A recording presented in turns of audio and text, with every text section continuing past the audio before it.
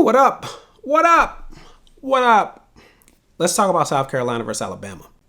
So South Carolina, 374 total yards. Alabama just barely survived. I got a lot of thoughts about this team. They've come out in the past 3 weeks and they have shown their ass. They came out, spanked Georgia, almost gave it away. So we already saw signs of them showing their ass.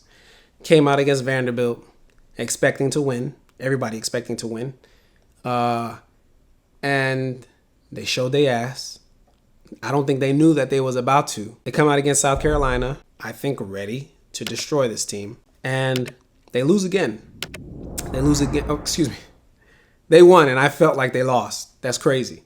South Carolina, they won on the ground. They won total yards. South Carolina put up more yards, 374 yards to Alabama's 313. They threw the ball better than Alabama did, 242 yards in the air to Alabama's 209. And they ran the ball better than Alabama did, 132 to 104. They got more first downs than Alabama did. They averaged more yards per play than Alabama did. They converted on third down more than Alabama did. They had more total plays than Alabama. They committed less penalties than Alabama. But they lost 3 fumbles and they threw an interception. Just about every time Alabama lost the ball, South Carolina found a way to give the ball back. I like the South Carolina team, but they sloppy as hell.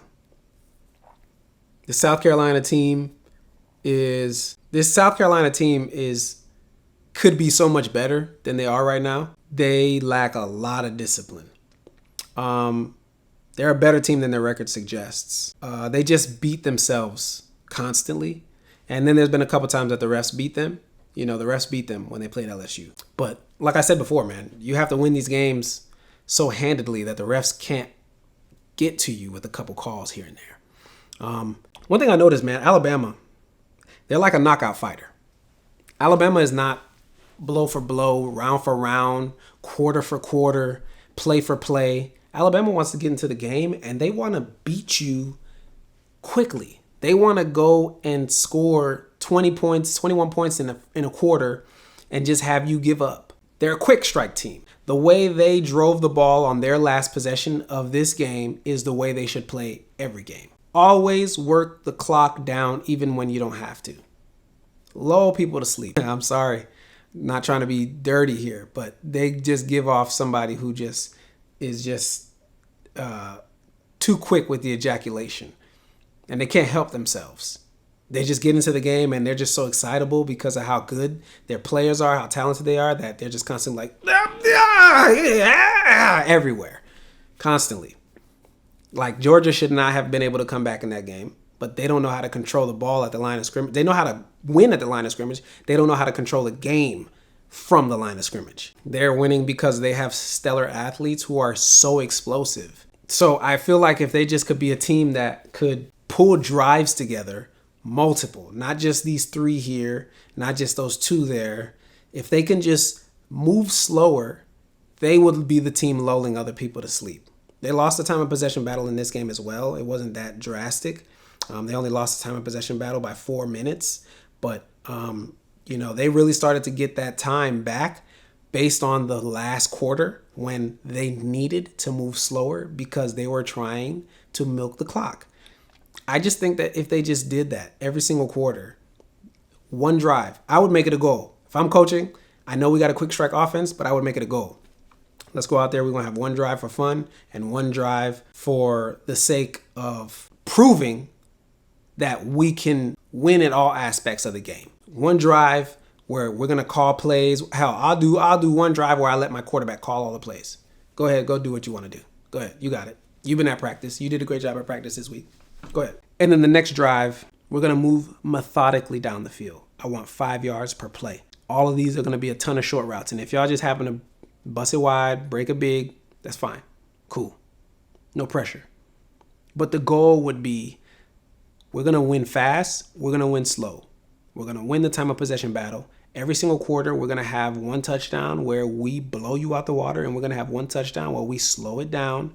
All the while, we just blew you out the water on the last possession. You thinking we finna come back out here and just go do it again. So now your cornerbacks are back on their heels like, I ain't gonna let them beat me deep. No, don't worry, because I'm about to run right through your mouth. About to run right through your teeth. Right through this line of scrimmage. Come get some.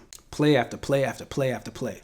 But no, instead, they be coming out here just trying to just get the knockout punch every single time. They just, every single, like, come on, man, slow down. Quickly, and now you going to mess around and ejaculate too quickly. You're going to mess around and just blow your load too quickly.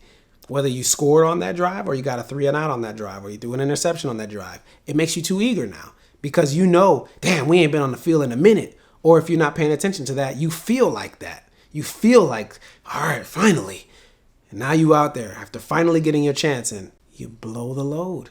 You blow it all away. They had an 8-minute, 40-second drive to open up the third, and they had the ball in that third quarter for 10 minutes. 10 minutes and 30 seconds in total. Alabama had the ball in the third quarter for 4 minutes and 30 seconds. Excuse me, 3 minutes and 30 seconds. 3 minutes and 30 seconds. If you were making love to a woman for 3 minutes and 30 seconds, you can't go to school and brag about that. You need to be on the field, Bama. That's how you're going to win. Keep your offense on the field. And the interesting thing is, after that drive, Alabama responded with a 3-minute drive that ended with a punt. So they made Bama uncomfortable by putting so much pressure on Jalen and the ball carriers in the backfield. South Carolina, bruh, their D-line is so imposing. They would not have been in any of the games that they've been in if it wasn't for their D-line. I thought they were going to be the ones to beat Ole Miss. Ole Miss lost to LSU. I don't trust Ole Miss. I just don't. But they gave LSU hell. They gave Alabama hell. And it's because of Kennard. How do they do that? By getting pressure on your quarterback. Once you start getting pressure on the quarterback, now you go back there, you thinking a lot now. Because now you're thinking about the people in front of you as opposed to the people out there that you're trying to connect with. So this team, South Carolina, they play some of the best team ball in college football. All they lacked was a consistent presence of their identity on offense. They're playing with a freshman quarterback. He's a redshirt freshman, and I like Lenore Sellers. I really do. They play really good team ball, but they're sloppy as hell. And their offense lacks some leadership. Rocket Sanders is a really great player for this team in particular. This team just needs more leadership on offense, and they really need to keep their quarterback healthy. But South Carolina is a team that could easily be 5-1, 6-0. I'm going to say coaching. I like Shane Beamer. I love the Beamer ball and all that. And why are they so undisciplined? They do get a lot of unnecessary penalties, a ton of them, and they're just not consistent. If South Carolina recruits really well in the next 2 years, I think Lenore Sellers could easily be first team SEC potential Heisman candidate, but they're going to have to start over on defense completely because they're going to have to try to replace their secondary. They're going to have to try to replace their D-line. You got to try to replace a Kyle Kennard. That ain't going to be easy. That ain't going to be easy to replace Kennard. I put money on it. He going first round. So you're not really just going to replace him. To replace guys like him, you got to recruit high school well, but you also got to hit the portal and try to find somebody that's just so imposing, so aggressive, needs the opportunity, and neither one of y'all trying to play with each other's time, energy, or opportunities. And both of y'all show up ready to work. Coaches, players. True agreement. Player doesn't show up, and all of a sudden you playing games with their time, they playing time, and all this, that, and the third. Bama is starting to show that. Bama has shown so many weaknesses now. And I think one of their weaknesses is their coaching as well. I think there are so many players in college football who are talented that it's not just about the players. It's not just about the team. It's not just about the team's culture. The coaches got to be factored in to a team's success. I think Alabama has started to show so many weaknesses, and it started back when they played USF. I think Oregon will be ranked number 1 now. Alabama has lost that opportunity. And after a game like they had today, they probably won't necessarily move up too much. They'll move up for sure because of the fact that, Ohio State lost, but Ohio State didn't lose badly.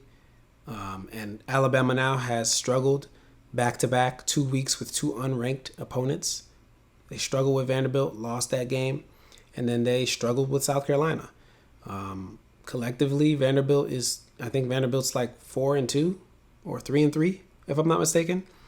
And South Carolina's 3-3. So they've struggled.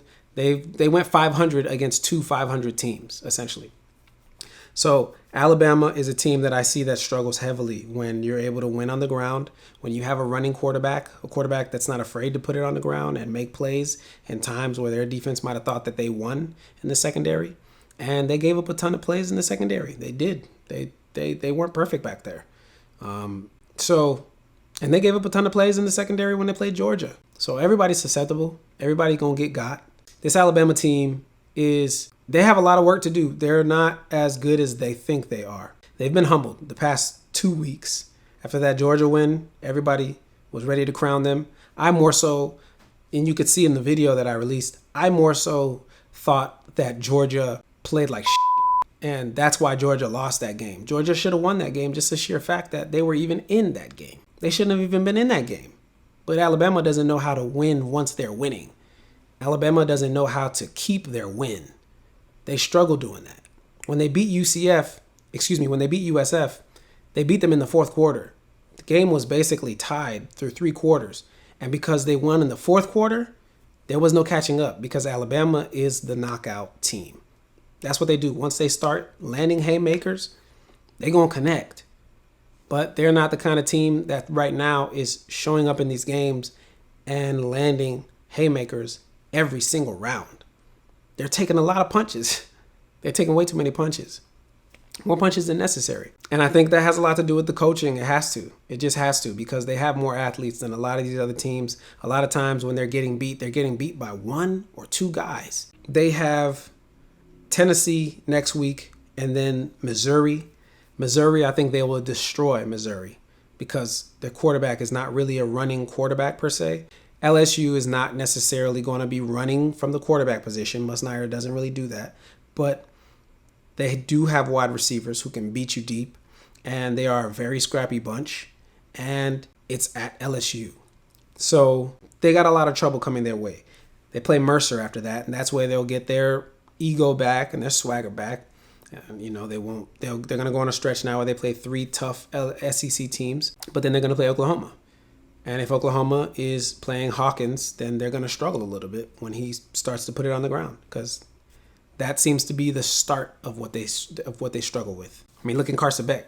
Carson Beck don't really run like that. And he was struggling. If he was able to really just run the ball a little bit, if Georgia was trying to run the ball more than they were forcing the ball when they played against Alabama, the game now is moving at Georgia's pace. And now Alabama can't come out there and just be landing punches every time they throwing them. Nope. Now you got to block. You got to play defense. You play defense so much, you tired just from holding this up. You tired just from taking these body shots. Alabama's got some weaknesses, man. They're not perfect. They're not a perfect team. They're a very good team. They're a very talented team. They're more talented than they are disciplined, though, on both sides of the ball. I think they're more talented than they are well coached. 3 weeks have gone by now, and they have yet to figure out how to win differently, how to win better. A win is a win. You're going to take the dub every time, but they've yet to figure out how to avoid close games when they don't need to have a close game. Alabama should be the team that has the ball for 10 minutes. You have one of the best O-lines. You have some of the best running backs. You have some of the best wide receivers. But again, good-ass game. It was a very good game. It was very fun to watch. I like seeing these teams get challenged, even though I want to see them put out their dominance and win handedly. I want to see them win in a way that really reflects their ranking. But all in all, you're going to take the win. I'm looking forward to seeing if they play any different. Next week's not going to be easier because they're playing against Tennessee. And Tennessee can beat you in more ways than South Carolina can. Nico can run. He doesn't try to. He doesn't force it, but he can. And Tennessee can run the ball. I would not be surprised if Tennessee gets this win. I would not be surprised at all. Tennessee walks out with this win. Alabama can't really afford that because they already lost to an SEC team. But we're going to see.